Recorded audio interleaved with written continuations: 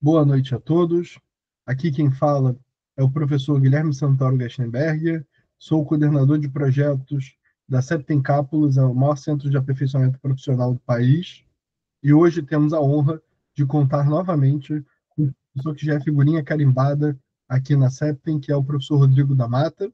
O professor Rodrigo é advogado e sócio no Moreno Lima da Mata e Santoro Associados, vice-diretor da Diretoria de Igualdade Racial da OAB-RJ, administrador judicial habilitado pela ESA, mestre em Direito Civil, na linha de pesquisa de Direito Civil Constitucional pela UERJ, especialista em Direito Imobiliário pela PUC, professor Rodrigo extremamente preparado, vai hoje fazer a sua síntese, né, sua aula inaugural aqui de 50 minutos, por volta disso, sobre contencioso imobiliário 1, certo? Contencioso imobiliário 1.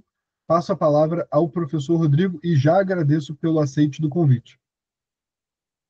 Obrigado, professor Guilherme, pelo convite sempre generoso para estar falando aqui na Septem. A ideia aqui é expor um pouco sobre o curso de Contencioso Imobiliário 1, falar um pouquinho de como é esse curso, de qual que é a finalidade dele, adiantar aqui para vocês que... Guilherme, só para eu entender aqui como é que vai ser a dinâmica, deixa 10 minutos para o final. 10 minutos tá bom para Tá essas ótimo profissões. para a gente trocar, né? Sim, sim. Bom, aí, como eu estava dizendo, o curso de Contencioso Imobiliário 1, que a gente vai estar falando aqui nessa aula de hoje, ele busca trazer para o operador do direito uma visão inicial, uma visão abrangente sobre a importância de se especializar no contencioso imobiliário. Qual que é o escopo do contencioso imobiliário, qual que é o nicho do contencioso imobiliário, quais são as possibilidades que esse ramo que esse ramo pode trazer para o operador do direito especializado. Então, a ideia na primeira parte do contencioso imobiliário é falarmos sobre a importância da especialização e como isso pode se refletir no nicho de mercado para quem atua nessa área. Como a especialização, o estudo do contencioso imobiliário pode trazer rentabilidade, segurança e também oportunidade para os nossos clientes, que muitas vezes não entendem a importância do advogado especializado nessa matéria.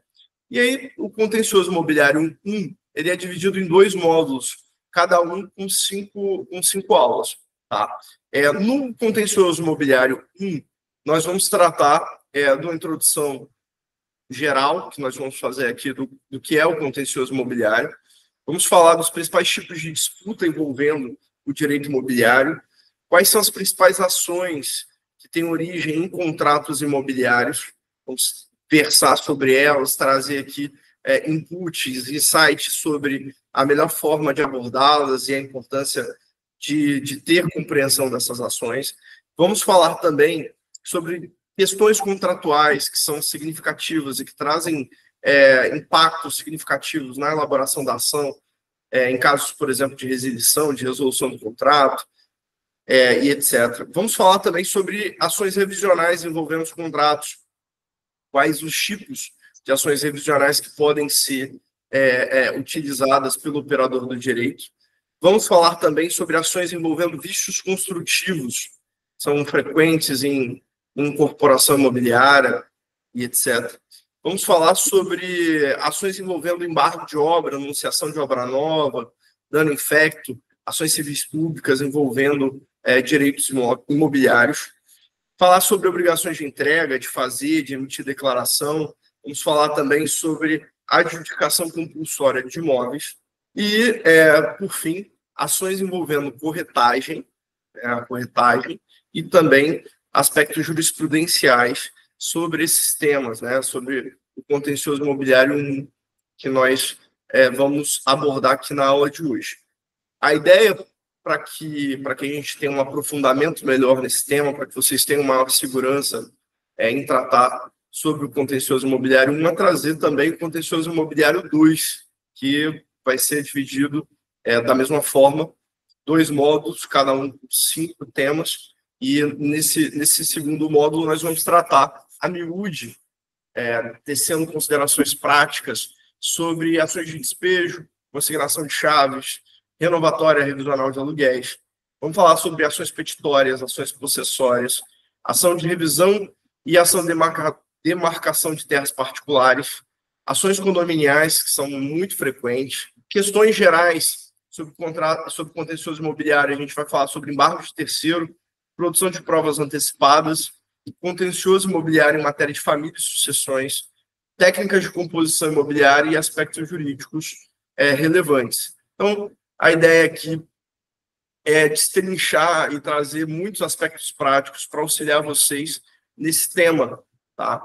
E passo aqui a fazer considerações sobre o porquê estudar contencioso imobiliário, porque vocês devem se preocupar em se aprofundar nesse conteúdo.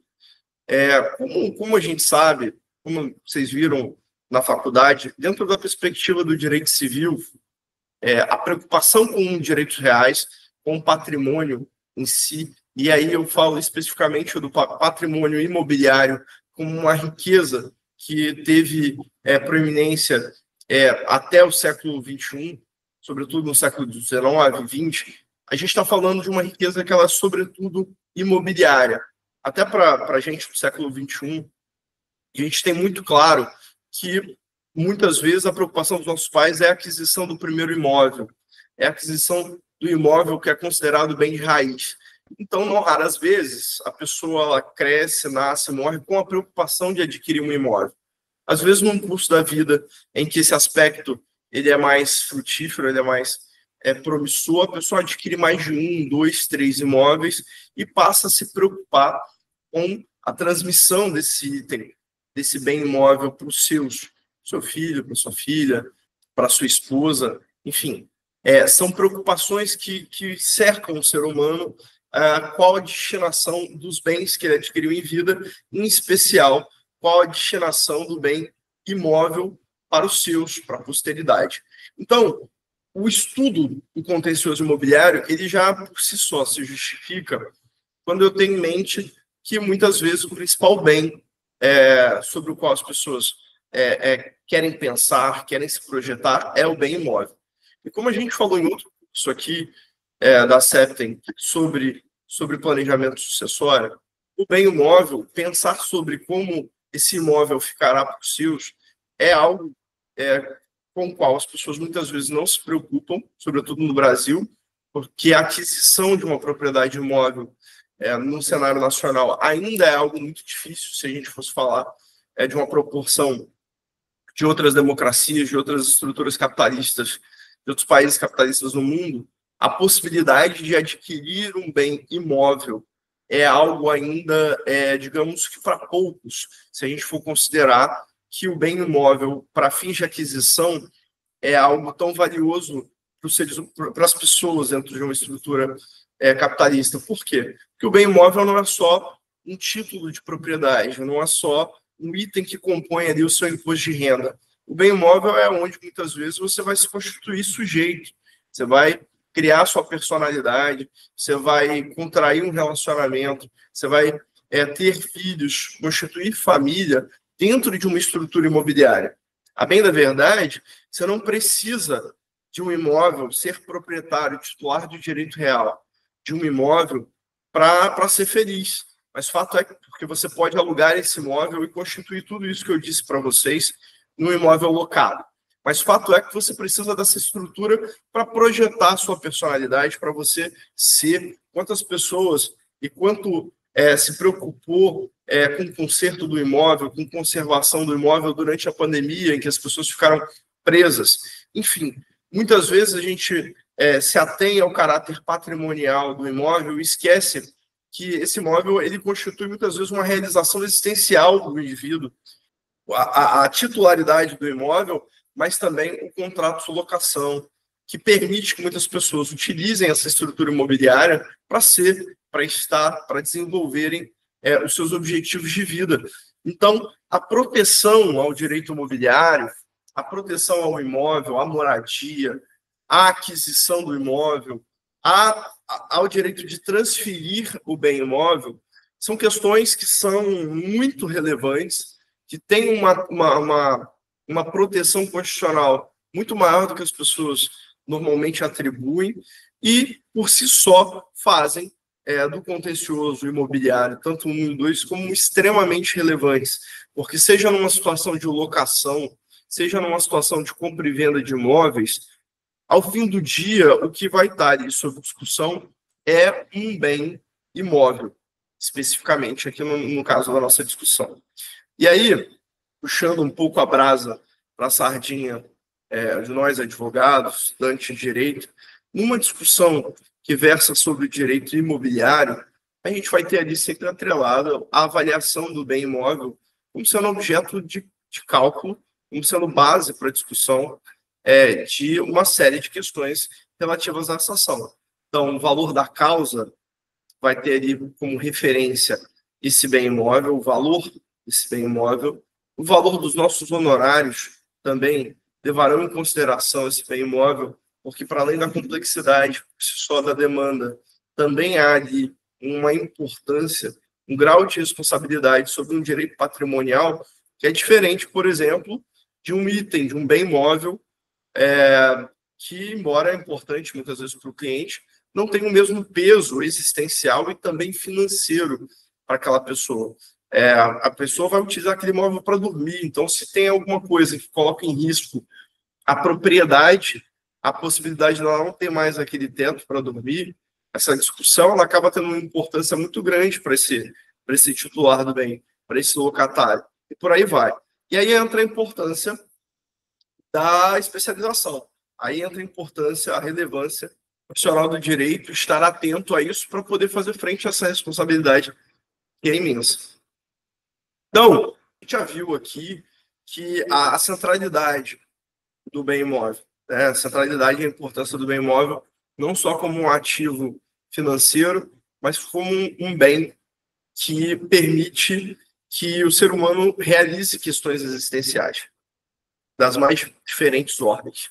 Especificamente em relação a esse ponto, o que é importante a gente ter em mente para a gente vender assessoria ao cliente sobre direito imobiliário?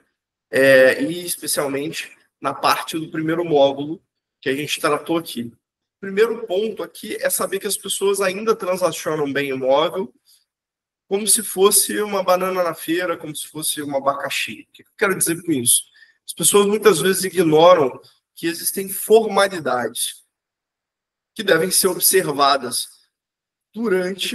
antes, durante e após a aquisição desse imóvel. É diferente de eu comprar um bem imóvel simples, de eu transacionar papéis de ações na bolsa de valores, enfim. O bem imóvel ele tem peculiaridades. Existem preocupações que o operador do direito tem que ter, quem dirá uma pessoa que é leiga ao adquirir o imóvel. Logo, você tem uma série de questões jurídicas que ao leigo é desconhecido. E não raras vezes, no cotidiano da advocacia, a gente recebe clientes que foram até um stand de vendas e adquiriram um imóvel porque estavam passando ali na calçada, acharam aquilo ali interessante, a parcela cabia dentro do bolso e fizeram uma aquisição ali impulsiva de um imóvel, e isso trouxe dor de cabeça significativa, porque a parcela coube, mas os acessórios dessa parcela se tornaram muito caros e aí inviabilizaram essa transação. Situações em que houve dificuldade financeira e não conseguiram arcar com a continuidade da parcela. Enfim, existem uma série de situações envolvendo esse contrato que, em tese, é simples. É um contrato de adesão que, no geral, não deveria trazer grandes transtornos para o adquirente, mas, ao fim e ao cabo, como a gente vai ver, podem vir a trazer. Tá? Outra situação muito corriqueira que as pessoas não observam tem a ver com aquisição de imóvel. Aquisição de imóveis, né? Usados. O imóvel já está construído, ele foi entregue, e aí houve uma transação de compra e venda que foi sucessiva. Outras pessoas adquiriram esse imóvel e alguma coisa na cadeia dominial, alguma coisa, algum item, alguma averbação, algum registro não foi observado, isso trouxe problemas outros para esse atual adquirente.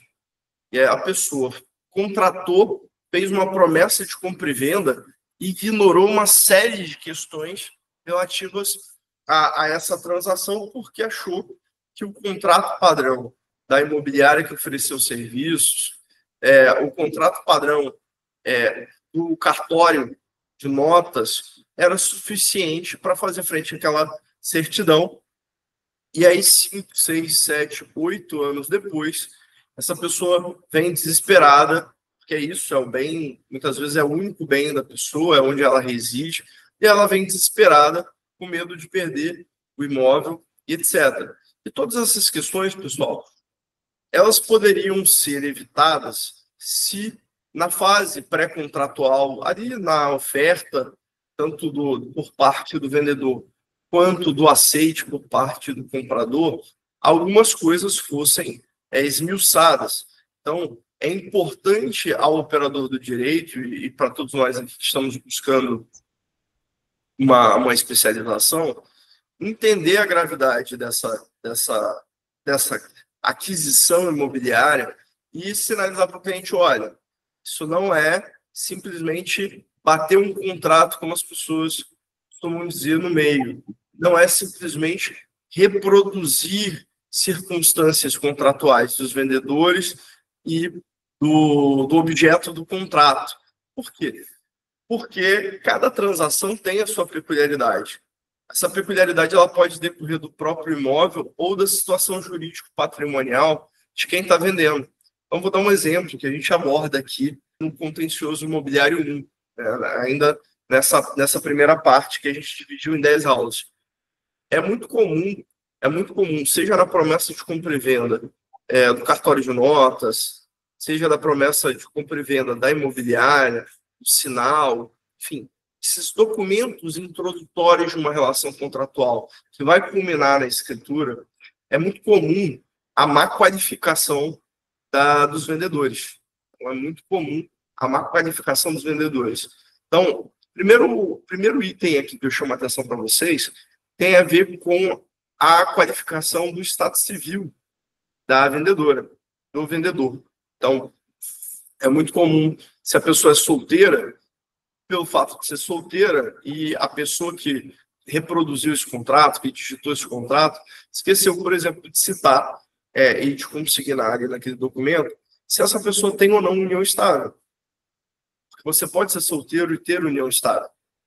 Se a pessoa não consignou ali, por exemplo, que é divorciado, que é viúvo, em todos esses casos, eu posso ter uma situação de união estável além do título. Por quê? Porque a união estável ela não altera o estado civil.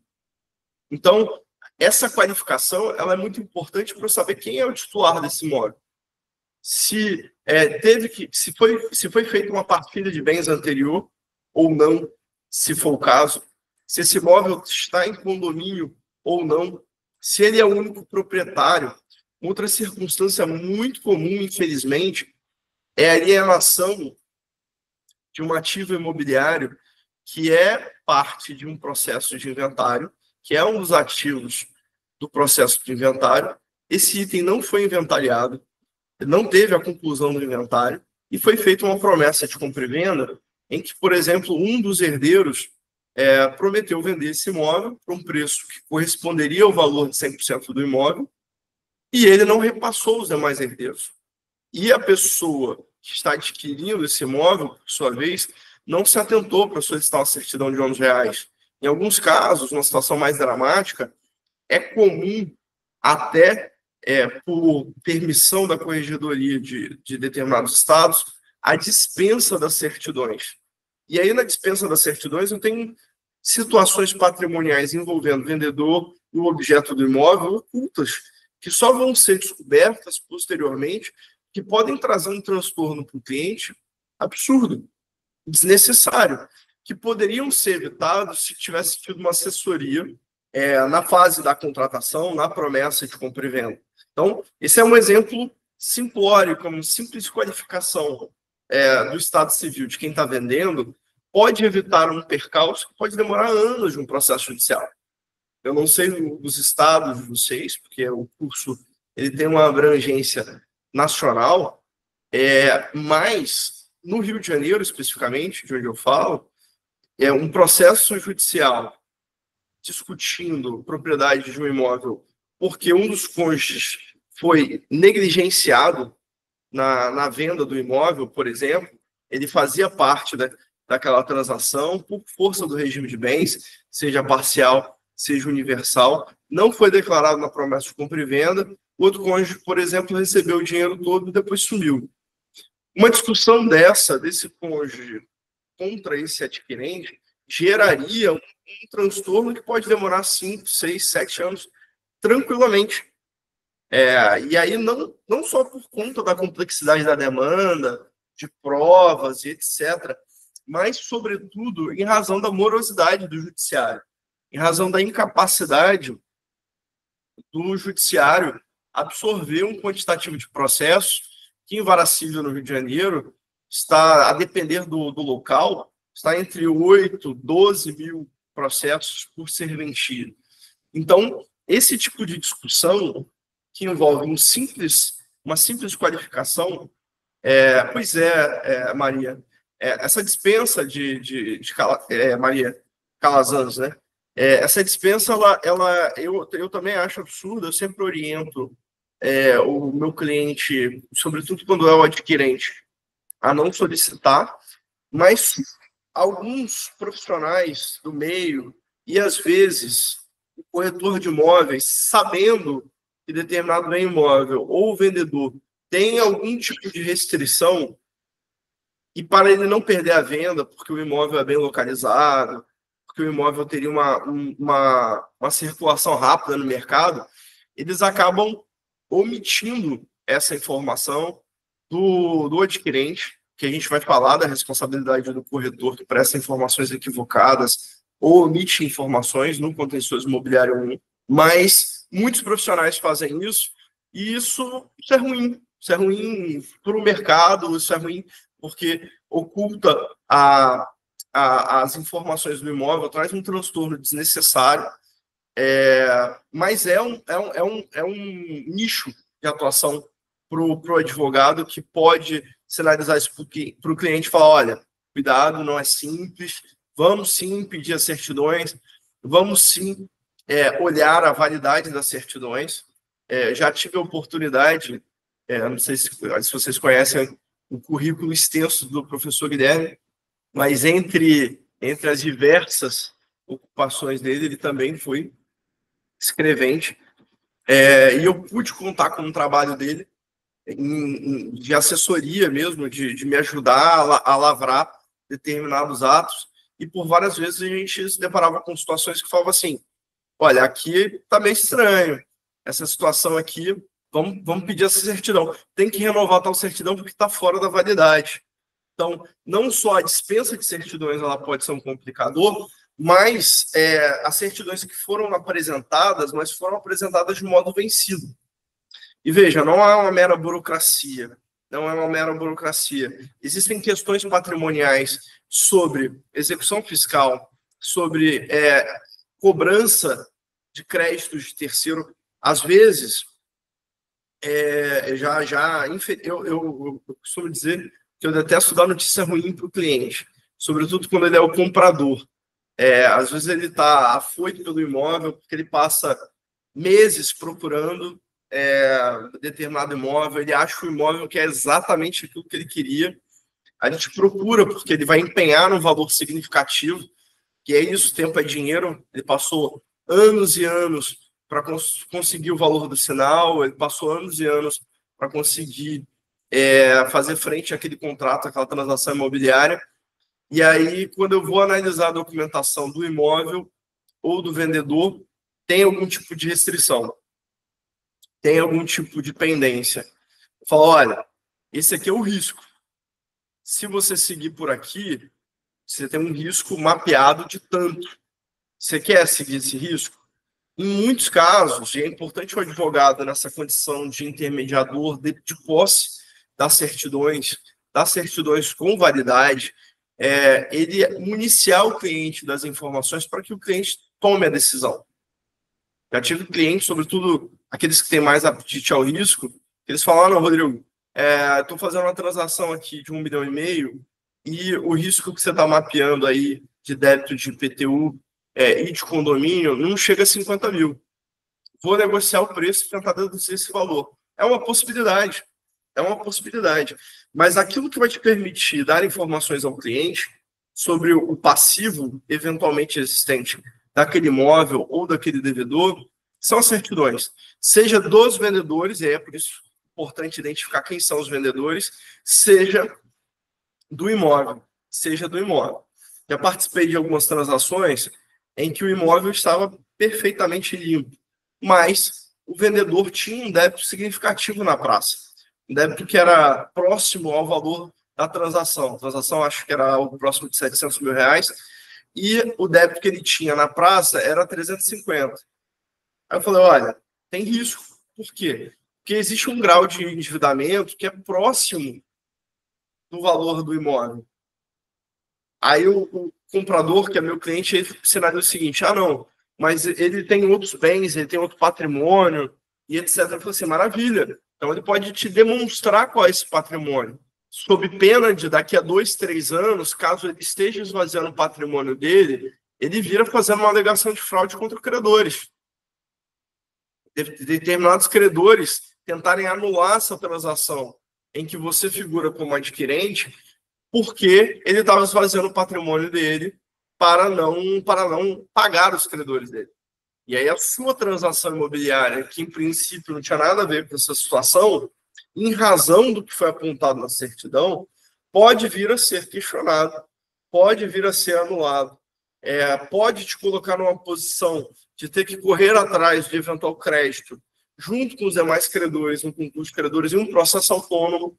E aí, de uma situação em que você simplesmente estava realizando o sonho da casa própria, você entra num contexto em que você entra num contexto em que você está dentro de um pesadelo para discutir a titularidade de um bem, para poder discutir o direito de crédito contra uma pessoa que, quando você transacionou lá atrás, as certidões te disseram que ele tinha um comprometimento patrimonial, que ele tinha um grau de endividamento.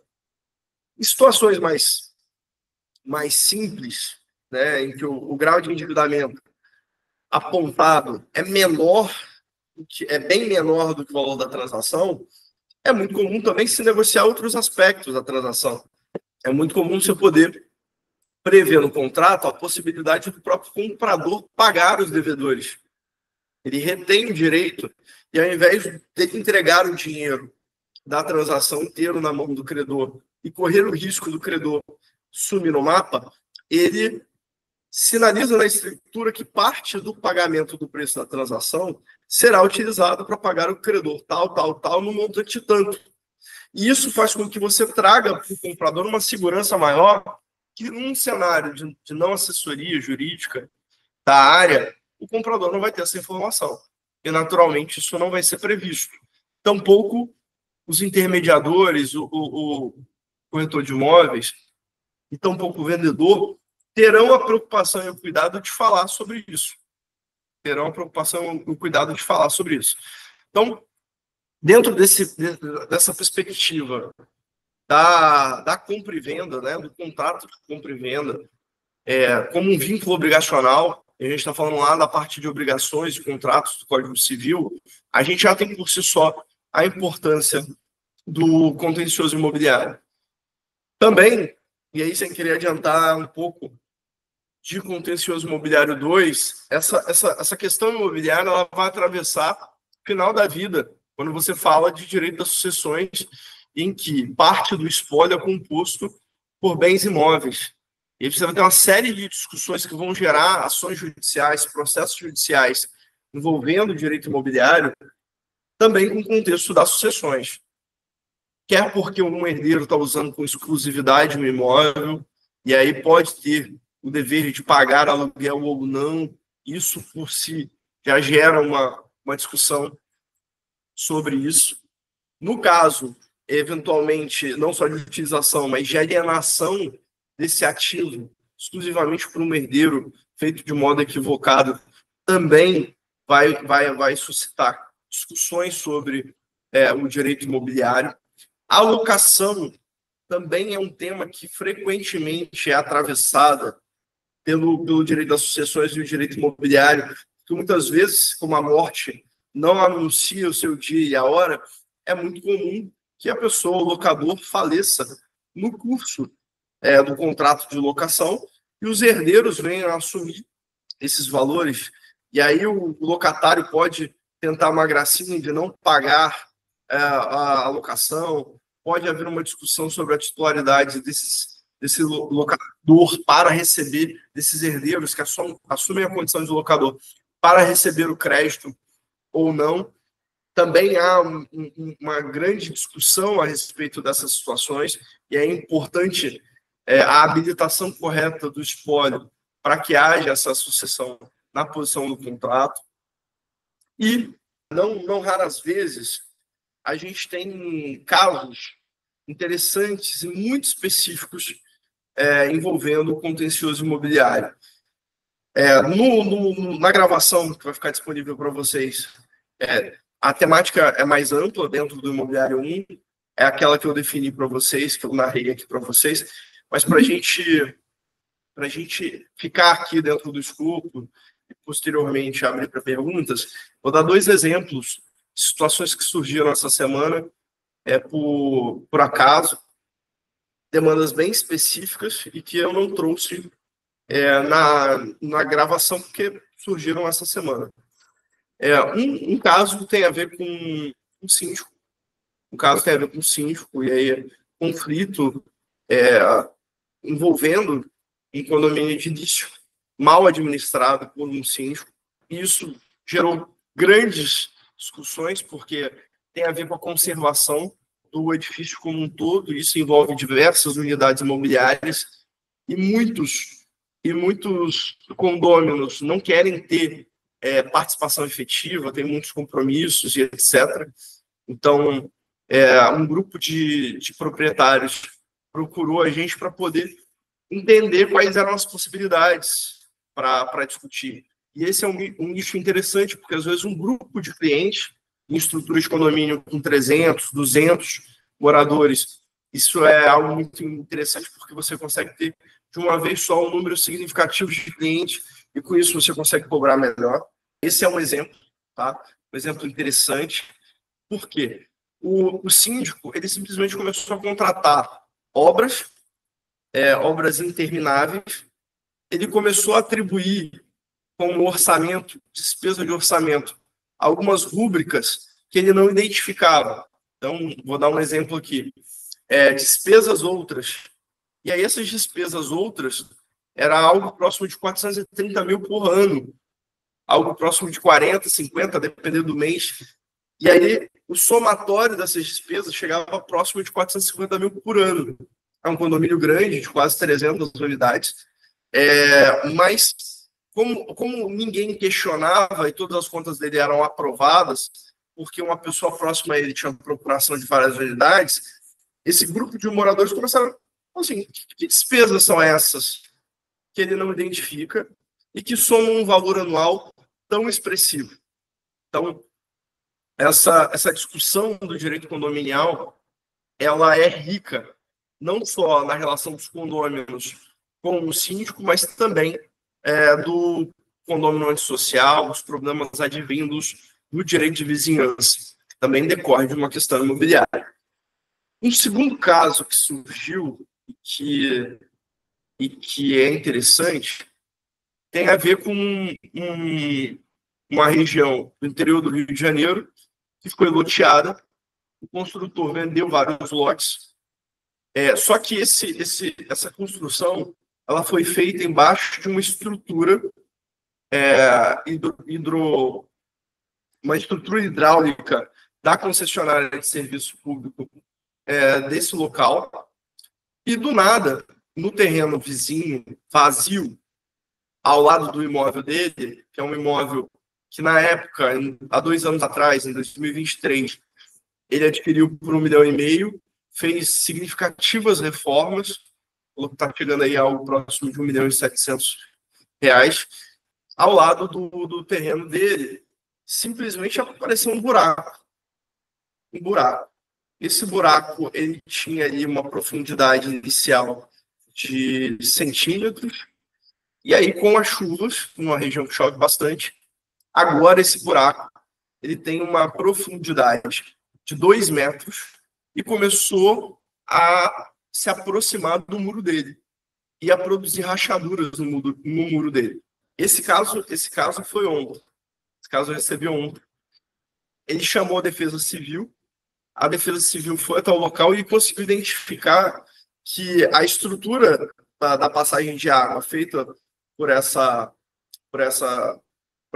concessionária começou a ceder com as chuvas, porque o terreno é arenoso, começou a ceder e a causar esse buraco. E há esse risco do imóvel dele, do terreno do imóvel dele, ceder. E com isso, ele perder o bem imóvel dele, que ele reside com a família dele, e que também constitui um dos principais ativos do patrimônio dele. Certamente, o imóvel é um bem com o qual as pessoas gastam a maior parte do seu patrimônio, em tese, né? A não ser aqueles que sejam investidores natos e que fazem questão de concentrar seus dinheiros em bens móveis, em dividendos, ações, etc. A maior parte das pessoas, os brasileiros, ainda tem a preocupação de ter um teto para chamar de seu e empregam a maior parte dos seus recursos nisso. Né? Então, ele procurou desesperado e falou assim, olha, eu preciso de um orçamento, porque essa situação ficou urgente. Eu mandei e-mail para a concessionária viu que o problema é grande. Para reparar uma estrutura em que há risco do terreno ceder, mantendo aquela estrutura construída, então a gente está falando de um terreno vazio ao lado, uma casa que foi construída aqui, e o terreno embaixo está cedendo. Então, a gente está diante de uma situação que isso se torna um bem mais valioso para a pessoa. Muito semelhante aos direitos que envolvem a liberdade, ao direito penal. Esse passa a ser o problema mais importante da vida do cliente e muitas pessoas não compreendem isso. E aí, a gente vai falar numa das ações aqui, a gente vai ver quais são os direitos que assistem esse adquirente para discutir eventual, inclusive, resolução do contrato. Eventual direito dele de entregar este imóvel, receber o valor dele, que ele pagou, pedir danos morais, porque é isso. Imaginem vocês que ninguém dorme com o risco do terreno sobre o qual se está desabe, com filhos e etc. Então, essa situação envolvendo o direito imobiliário, nesses casos, elas são inúmeras. Um exemplo que eu dou, outro aqui, e que condensa vários desses exemplos, tem a ver com a paralisação de uma construção irregular. Certa vez, nós fomos contratados para assumir um processo que os pedidos, essa ação já tinha sido distribuída, nós assumimos o processo após a contestação, já para apresentar a réplica, mas o pedido era a anulação de um negócio jurídico que teria sido objeto de fraude. Então, uma construtora comprou, uma construtora, a gente não está nem falando de uma pessoa natural, de uma pessoa física, uma construtora de um bairro do Rio de Janeiro, comprou um terreno, na verdade, 2 terrenos, de um vendedor X. Esse vendedor X vendeu, a transação foi feita, escritura de compra e venda, levada a registro no cartório de imóveis. Então, essa parte da formalidade foi observada, e, posteriormente, os herdeiros de quem teria vendido para quem a construtora comprou. Então, tinha uma pessoa que faleceu, essa pessoa teria vendido para um terceiro, que a gente vai chamar de C, e a construtora Y comprou de Z.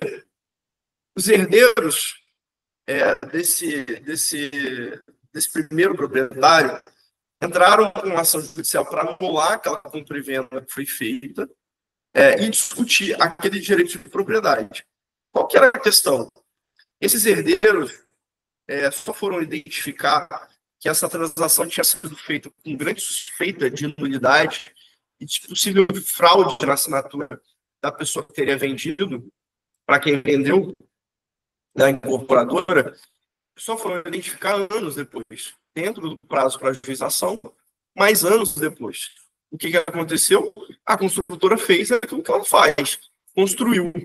Ela construiu, levantou o prédio, já um prédio que previa, acho que 40 unidades residenciais, já estava em fase avançada, então eles estavam iniciando a parte interna para acabamento, mas o fato é que o construtor já tinha colocado naquela estrutura daquele terreno, que era um terreno antes, já tinha colocado uma parte significativa do investimento que ele tinha disponível. E aí, nós fomos contratados para assumir uma anulação desse negócio jurídico, e aí o efeito da anulação de um negócio jurídico, como a gente vai ver nesses módulos, como vocês verão nesse módulo, o efeito é restituir as partes ao status quo ante. Então, os herdeiros na condição de titulares daquele imóvel teriam que ter esses terrenos retornando para o seu patrimônio, como se aquela transação nunca tivesse existido. Só que o comprador, o construtor, ele não sabia que esse terreno tinha sido feito em fraude. A transação para ele anterior, em tese, tinha sido lícito. Tá? E aí, por acaso, nesse caso, teve, posteriormente, quando foi feita uma perícia grafotécnica para demonstrar que a assinatura era falsa, foi declarada a assinatura falsa antes da prolação da sentença que declarava falsa essa assinatura, foi feito um acordo. A construtora procurou para realizar um acordo. E aí o processo caminhou para esse lado. Só que entre a assunção desse processo, que começou ali em 2010, etc., até o momento da realização do acordo, que foi feito em 2023, o cliente falou, olha, eu vou precisar parar essa obra. Por quê?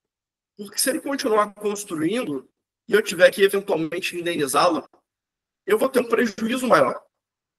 Se eu não conseguir demonstrar, se eu tiver que voltar ao status quo anterior e eu eventualmente tiver algum tipo de indenização discutindo, vai levar em consideração aquilo que foi construído.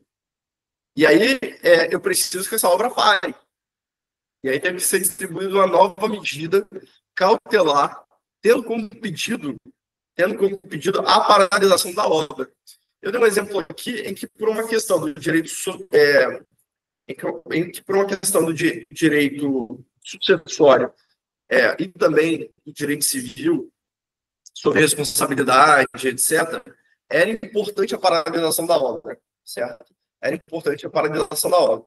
Mas existem situações em que essa paralisação ela é de uma atividade.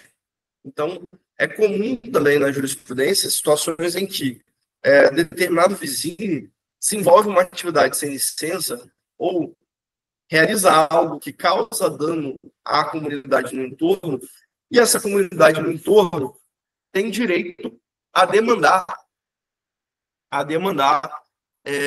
para que cesse essa atividade no terreno vizinho. E essa é uma discussão imobiliária relevante. Então, é comum exemplos envolvendo barulho excessivo. Então, você tem uma área ali, ou uma estrutura do terreno vizinho em que não há preparação acústica, e isso acaba atrapalhando o sossego do vizinho. Você tem situações ali que você pode ter o desempenho de uma atividade que não é permitida naquele perímetro urbano e pode suscitar uma série de discussões imobiliárias a respeito. Um exemplo dramático que a gente fala na gravação do Contencioso Imobiliário 1 é o da desempenho de uma atividade, por exemplo, de criação de porcos num perímetro residencial urbano. E aí, por exemplo, a criação desses porcos vai atrair uma série de roedores, de outros insetos que podem causar infestação, danos à saúde dos moradores do entorno. Essa é uma discussão que em grandes centros parece distante, porque, enfim, grandes centros você tem uma densidade populacional e um nível de construção muito grande no entorno, logo você não tem terrenos para ter uma criação dessa, mas é muito comum você ter essas instituições no interior, em cidades aí, no interior do Brasil afora. Também comum para a gente abrir aqui são situações envolvendo loteamento irregular. Você tem áreas, por exemplo, em que não se poderia fazer determinado loteamento, em que foi feito, por exemplo, um loteamento perto de uma nascente ou numa região que não poderia ser desmatada. Essa região o Ministério Público, após realizar um procedimento administrativo interno e abrir ali um procedimento, identifica essas irregularidades, distribui uma ação civil pública, invocando questões ambientais sérias, e aí aqueles adquirentes daquele terreno, daquele loteamento, podem se ver 5, 6, 7, 10 anos depois de adquirida a propriedade do imóvel, tendo uma discussão envolvendo o Ministério Público.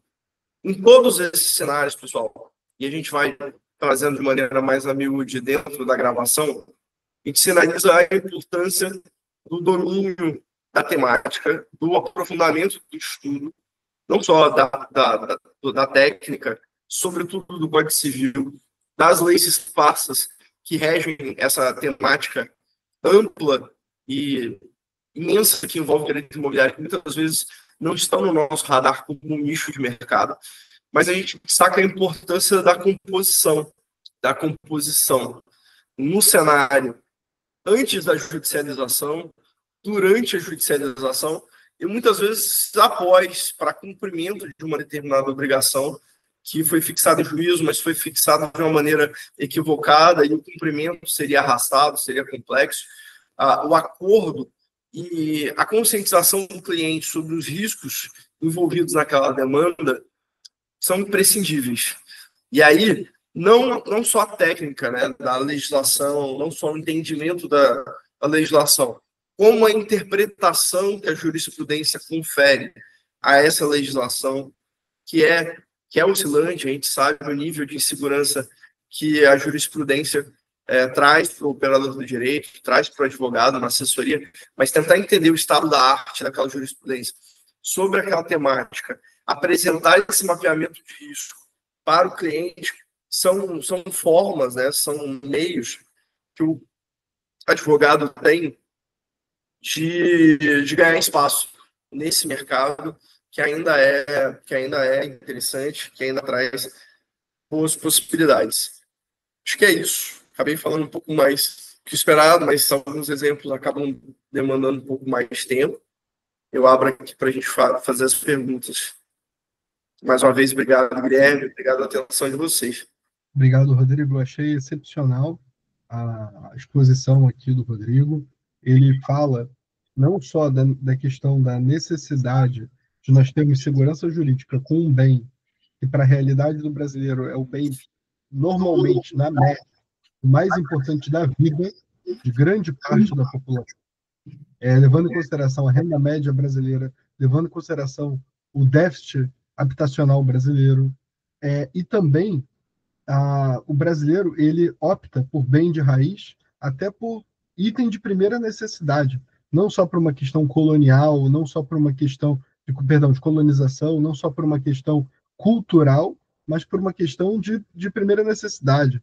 Levando em consideração um país com tanta instabilidade econômica, política e com crises que nós vivenciamos na última década, e todas as questões gerais, até questão de matriz monetária, desvalorização da moeda, inflação, é completamente natural que, fora dos gurus da internet, o brasileiro ele opte pelo bem de raiz. É uma forma que ele tem de conseguir um bem para morar e, ao mesmo tempo, não deixa de ser um investimento.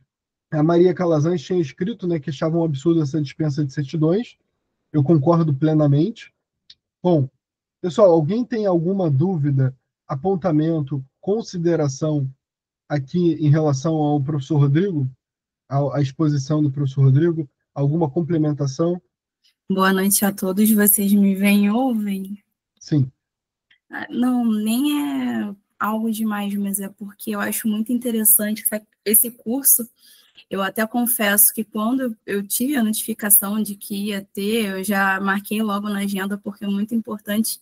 Atualmente eu estou trabalhando diretamente com uma imobiliária, e até esse meu comentário sobre o absurdo de dispensa de certidões foi de foi de uma cliente que me procurou há uns anos. Ela tinha adquirido um terreno. Eu sou de Itaboraí, aqui no Rio de Janeiro, então ela era do interior de Itaboraí e tinha conseguido, né, nesse mesmo estilo. Juntou dinheiro de uma vida para adquirir, e ela foi surpreendida quando chegou uma notificação que ela tinha lá débitos de dívida ativa no imóvel, já estava chegando em R$ 14 mil. E era algo que ela poderia ou negociar, ou ela poderia não fazer o negócio jurídico se ela tivesse assessoria correta, né? Então, eu acho muito interessante. Eu tenho até a dúvida se no curso a gente vai ter essas dicas e sugestões de como fazer a abordagem de uma negociação de transações imobiliárias, seja compra e venda, leilões e afins, porque eu acho muito interessante, até mesmo para a gente saber uma forma de abordar as partes na hora das negociações. Obrigado, Maria, pela pergunta, consideração, etc. Essa parte de estratégia e negociação, no contencioso 2. Durante o módulo 1, a gente fala sobre... Eu faço alguns insights tratando da temática, né? Porque é muito difícil a gente, dentro de poucas horas, e fazendo um recorte teórico, né? Sem tratar com o aluno, sem entender ali aquela demanda que ele tem, fazer um recorte muito efetivo sobre a melhor forma. Mas uma coisa que já te sinalizo aqui, que tem a ver com o que você falou, e que a gente vai abordando, foi abordado durante a gravação, e que tem muito a ver com outro aspecto da consideração do Guilherme, tem a ver com a inflação. E é algo que eu acredito bastante dentro da nossa estrutura, que é o seguinte: o que acontece num país inflacionado? E o que acontece com a lógica da responsabilidade civil? Se você me causa um dano, a forma que eu tenho de ser reparado desse dano é com uma ação judicial que me coloca numa posição que eu estaria antes desse dano. Então, isso presume que eu vou recompor uma situação patrimonial. E isso é uma estimativa. O que eu quero dizer com isso? Por exemplo, no caso do terreno, que vamos supor que Deus queira que isso não aconteça. Mas vamos supor que esse cliente que me procurou, o terreno dele venha desabar, tá? E o imóvel dele, ele tenha saído no shopping, quando ele voltou, o imóvel dele cedeu. O terreno dele cedeu, ele perdeu 1.700.000 de patrimônio, tá? Sem ter perdido vida. Mas olha que interessante nesse cenário. O dano dele é no mínimo 1.700.000, né? Não vamos nem falar de lucros cessantes, dano moral e etc. Mas você concorda comigo que numa realidade inflacionária de um país como o nosso, 1.700.000 hoje não é a mesma coisa de 1.700.000 daqui a 10 anos. Então, e aí puxando um pouco o brasa aí para a sardinha do que o professor Guilherme estava falando sobre a questão de priorizar um bem imóvel, para o devedor, se ele é solvente, se ele é um construtor solvente, tem patrimônio significativo, é muito arriscado, muito temerário ele querer discutir que ele não tem nada a ver com isso. Vamos colocar aqui um cenário em que ele está se fazendo de maluco. Tipo, olha, eu não tenho absolutamente nada a ver com isso. Caiu porque caiu, a chuva caiu, etc. Quando tem ali um laudo da Defesa Civil dizendo, olha, o buraco do lado está ocorrendo por conta da construção assim assado, e quando, posteriormente, a casa foi construída nesse terreno, deveria ter sido feito um alicerce, um pelotis, saqueamento, não sei o termo técnico, e não foi. E não foi. Veja que você pode virar para o seu cliente, se ele for construtor, e falar assim, cara, Se você for discutir isso, você tem que ter em mente que 1.700.000, numa realidade inflacionária como a nossa, daqui a 2, 3 anos, a gente está falando de muito dinheiro. Você pode ganhar tempo, mas esse tempo pode significar um rombo grande. Então, pensa bem, se é isso que você quer, se você está levando isso em consideração. Se isso faz parte da sua estratégia, criar caixa para posteriormente, enquanto ele tem uma sentença de procedência, você vai vendendo mais unidades em outro município, em outro bairro, e aí você faz caixa para poder pagar isso parcelado, e essa é a sua estratégia, maravilha. Só que se não for, você tem que ter isso mapeado, porque isso pode ser um problema de 3 milhões facilmente depois, porque além de ter essa moeda corrigida, o valor da causa vai ser quantificado, pode ser atribuído os outros danos, e ainda você vai ter um creme de la creme ali que é de 10% a 20% de honorários por mês, né? que é algo expressivo. Você fazer uma acréscimo ali de 10% a 20% sobre 1.700.000, a gente está falando de um dinheiro legal. Então, esse é o caso do construtor, tá? Que normalmente, por ser uma pessoa de mercado, tem essa conta mais fácil, que já teve outras situações envolvendo contencioso. Mas situações do adquirente, por exemplo, é a primeira vez que a pessoa apresenta um processo. Não raras vezes chega gente aqui para discutir um bem imóvel dessa importância, a pessoa nunca processou por defeito de eletrodoméstico. Entende? E a primeira experiência que ela tem é envolvendo o bem que ela dorme.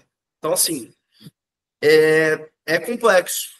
E aí a gente vai tratando ali de alguns insights durante a gravação do Contencioso Imobiliário 1, mas a condensação de estratégias, etc., possibilidades, a gente vai falar no final do 2, tá?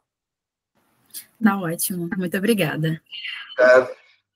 Muito obrigado, professor Rodrigo. E até, gente, só para a gente pensar, aqui no Rio de Janeiro, na Barra da Tijuca, na década de 90, nós tivemos uma fatalidade, que foi a queda do Palace 2, um condomínio residencial, numa parte inicial da Barra da Tijuca, foi muito televisionado na época, e essa questão inflacionária que o Rodrigo tinha mencionado cai como uma luva, nesse caso real, porque na época tiveram partes que conseguiram indenização, partes que não conseguiram, existe uma morosidade judicial significativa, e mesmo na melhor das hipóteses, se tivesse conseguido a indenização integral, pela morosidade e a desvalorização da nossa moeda junto com a especulação imobiliária, é inalcançável o valor do imóvel hoje, mesmo com todas as considerações, atualizações monetárias,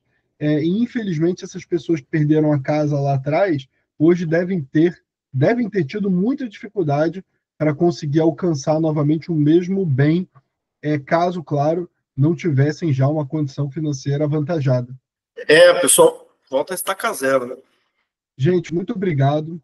Agradecer aqui ao professor Rodrigo por novamente aceitar o convite, por gravar, entregar tudo dentro do tempo. Foi com emoção, e o Rodrigo falou, vai ser com emoção, mas entregou tudo direitinho, muito bom. O curso dele é uma pessoa que vive na prática todos os dias. Então, é o melhor professor que vocês podem ter. Muito obrigado, viu, pessoal? Obrigado, professor, obrigado a todos os presentes e aos milhares aí que vão assistir gravada a nossa aula. Muito obrigado, professor Guilherme. Obrigado, Maria. Obrigado, Lívia. Tchau, tchau. Boa aula para vocês.